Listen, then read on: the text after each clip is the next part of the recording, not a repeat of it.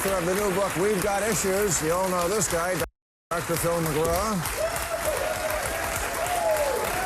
He's a former Ohio congressman and founder of the organization We the People, Tim Ryan. And she's an opinion editor at Newsweek and author of the forthcoming book, Second Class, Batya Ungar-Sargon. Okay. All right, here are the questions. Dr. Phil, do you think President Biden should take a cognitive exam? If you got people that have nothing to hide, hide nothing, so why not? Okay. Dr. Phil again, what do you think of the increased popularity of polyamory and thruples? It's insane. Really? Yeah. That doesn't work. I mean, people have enough trouble trusting one another in relationships as it is. If they're going to start adding in moving parts, that's not going to work. Okay, It's never worked. Okay. First of all, this is what bothers me about when people make these pronouncements about the way another person lives their life. It doesn't work. It doesn't work. But you didn't. But your answer was it doesn't work for me. Your answer was it doesn't work. What works for me? It doesn't work for you. No, it doesn't. People are different. I've never tried it. I don't know what it is. But people have. And other people like it. We're all different. Would you not allow that we're all different and people have different tastes? Well, no, you're just saying how you feel. I don't care how you feel. I barely care how I feel. I'm talking about the facts. The statistics prove that doesn't work in a relationship. They have statistics on thruples? Yes. But I could throw that in your face and say marriage doesn't work either. More than half of the people get divorced. That's not true. Well, half. No. And the people who stay are not exactly thrilled. Let's move on. You kept changing your answer. You finally got it right. Well, I finally got it right. Okay, all right. Tim Ryan, is it a mistake for the Biden administration to stop exports of natural gas? Boy, talk about switching subjects. Yeah. You got the fun one. Well. Do they risk losing key voters to Trump? Yes, pausing the export of liquid natural gas. Natural gas is 40% of our energy system here in the United States. Is that what Biden's doing now? He put a pause on the export facilities. Why? Probably to try to get environmentalist votes. But the problem with that is that natural gas is 40% of our energy mix here. We saw the greatest decrease in carbon in the world in the United States. We led the world in reduction of carbon from 2005 to 19 because natural gas displaced coal. And now I think it's a good idea that we continue to do that and export it to the coal-producing countries around the world. That would get us 70% of the way. And it could potentially hurt them with working-class voters in Western PA where natural gas has been a huge industry. What are your thoughts on gas?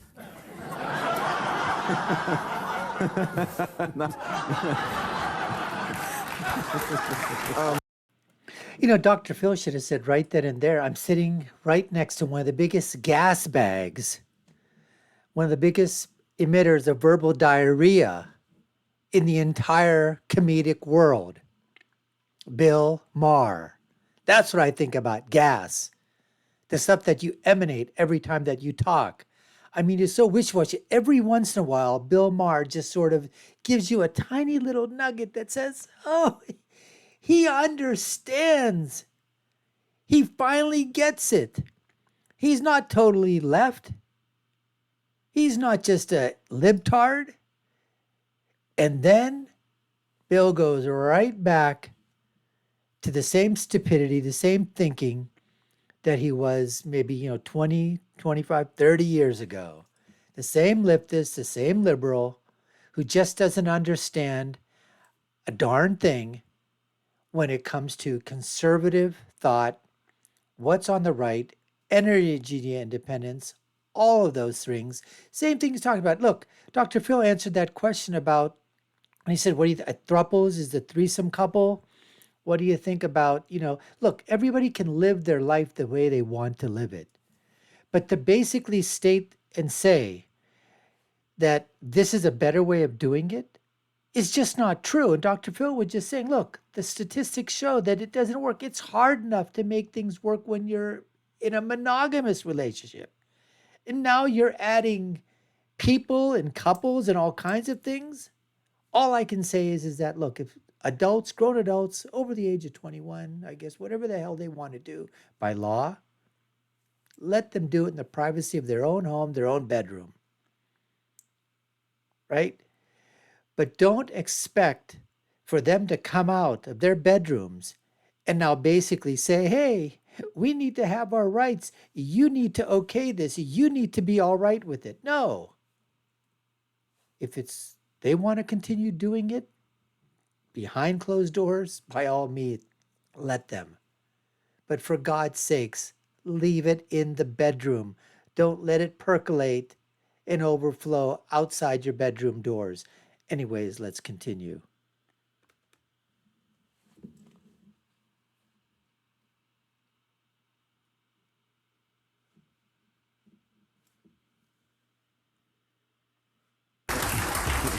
For you, should Democrats be worried about the 100,000 uncommitted votes in the Michigan primary? Oh, yes, I read about this policy in Gaza cost him the election in the fall. If people don't know what we're talking about, Michigan just had a primary. Michigan has a large Muslim population. They're not too thrilled that Joe Biden is supporting Israel in its war. And so 100,000 people voted uncommitted. These are Democratic voters who apparently seem to be saying we are threatening to support Trump, a known lover of Muslims. But this is a wedge issue in the Democratic Party. The young people, the kids, and Muslim voters like this don't want him supporting Israel. Many other people do. What are your thoughts? I think that the media really, really wants to put this narrative out there that Biden is going to lose Michigan over Gaza, when the truth is he's going to lose Michigan over 600,000 auto workers, because his EV market was extremely punishing to auto workers. And like we said earlier, there's been this big realignment where working class Americans are very, very, very much on the Trump train. People who used to be Democrats and used to vote for Democrats, and rather than admit that, this outrage that Democrats lost the working class vote and try to figure out how we can appeal to them again, they're looking for excuses and other things to blame, like, oh, this war in Gaza, or they'll call them deplorables, or they'll call them racists, because they don't want to admit that Trump has picked up a lot of the policies that used to be Democratic policies in the 90s, like controlling the border, for example. The idea that an open border and mass migration is extremely punishing to the working class. It drives down their wages. It's class warfare against the working class. It is an upward transfer of wealth from the working class, who end up competing with immigrants, to the elites, who end up employing them, and now they can employ cheap immigrants instead of having to pay working class Americans a living wage. Thanks, guys. This lady Batya, she hit it right on the head. That this is exactly the narrative that the alphabet networks, want you to say, let's blame Joe Biden because of, something happening overseas in the war between between Hamas and Israel. Oh, it's the fault of what's happening. There's no ceasefire in Gaza. But let's overlook all the things that are happening domestically, which she points out. The energy, basically the bowing down, the genuflecting of Joe Biden and his administration to the environmentalists, to the Church of Climatology, and basically saying that it is the Democrats that have lost the working class. That's who it used to be. They used to call them Reagan Democrats. And here's another thing, folks. They all call them, like she said, deplorables, racists, bigots, because they're white working class. Either the same white working class counties, 200 of them, that voted twice, overwhelmingly by over 20 points, for Barack Obama in 2008 and 2012. And what did these same people, these same 200 counties do in 2016 when it was Trump versus Clinton? By a 40-point swing, by over 20 points, they voted for Trump. So let me see. They weren't racist when they voted for Obama twice by overwhelming numbers, but now they became deplorables and racists and bigots because now they voted for Trump when he was running against a white elitist woman. Is that what you're trying to say? It's unbelievable, folks. The narrative that is spun by the leftists and their acolytes in the alphabet network media. It's just unbelievable. As someone who's completely apolitical, how do you feel about that? I love migrants. I think we've got a way to get them in, and people will be very surprised how educated some of these people are that are coming across the border. I mean, they're much better educated than people give them credit for. They're not all just coming for agricultural jobs or whatever. Right. Bill, just real quick. Yes.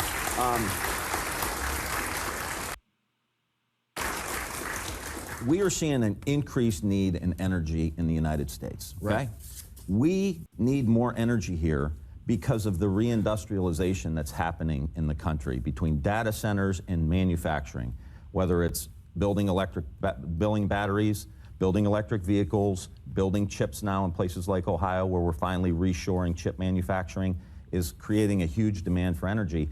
And so, you know, to just wave off Biden is not for the working class is, I think, really not fair. He has been the most pro-union president in the history of the United States of America, period. Tim, let me ask you something. Period. What percentage of private sector workers are unionized? I know you know the answer to this. Yeah, well, That's the thing, folks. He's obviously for Joe Biden. He, in his previous answer, when he talked about what was happening with the natural gas, energy supplies and why Biden was not, shipping them overseas because he wanted to basically have the environmentalists on his side because he wanted to have the Church of Climatology, to pander to that group by saying, okay, we're not going to ship any energy resources anymore. We're just going to keep it inside. And so what happens then? It literally crushes the workforce, crushes the workers that are in those industries, lays them off. They end up losing jobs. Companies start to close that are in the energy sector. And so it may look good to the environmentalists. He may placate all those people to his extreme left from the Church of Climatology. And then he comes on here and he basically says he's the most pro-union. Yeah, he's pro-union, but when you're bringing in all these illegal immigrants that are coming inside there and they're taking the place, or when employers can go ahead and undercut union wages and union workers by hiring illegal aliens and paying them way less under the table, you think that really, where are you coming from, Tim, where are you coming from? That's what we're talking about. That's just unbelievable. growing is what you need to know. If you, Well, that's not the answer. It is 6%. What's the number? it's 6%. It's more And like, the reason for that, unions have never been as popular as they are now. Popular in terms of you poll Americans, you say to them, how do you feel about unions? They feel really good about them, and they are not joining them. 6%. Why? that is so Why? not, Why? that Tell is me. I'll so- tell you what. That is so not true. It is I speak at union conventions. Every union president I talk to, they say, we're putting 1,000 new members into our That is- union shop. Go talk to the iron workers. Okay, but wait. Go I talk to want to hear the operators. answer why Okay. 6% if they say they like it. right. So why do they understand that? They understand that against a corporation, a worker has no power. They need collective bargaining. Right. They need representation. Why aren't they joining unions? I'll tell you why. Because in the 90s, the unions, which used to be very much pro-limiting immigration, did a 180 and decided that they were now going to support migration and mass migration. And as a result, union membership started to drop off. And so the unions show up and they say, we're for the workers, but we also support illegal workers. We also support mass migration. And in fact, when Trump sat down with the head of the Teamsters Union, which was again historic because usually unions don't even talk to Republicans, he sat down with him and they had a disagreement over immigration. I mean, to his credit, Sean O'Brien sat down with Trump and then as a result of that meeting gave the RNC $45,000, again historic. Okay. Trump said, immigration is hurting workers. It's hurting union workers. And Sean O'Brien said, well, that's not our position. But Bill, this is, Okay. The union problem has been there has been a right-wing attack on organized labor for 40 or 50 years, making right-to-work states, going after them, making right-to-work state, making it impossible to join the union. I didn't see Donald Trump out on the picket line when the Amazon folks were trying to organize. Okay. There are thousands and thousands and thousands of Americans joining organized labor now. All right. They're growing in the ranks. I got one more question. It's for Dr. Phil. As a doctor, what do you think of the recent report that more women are psychopaths than previously thought?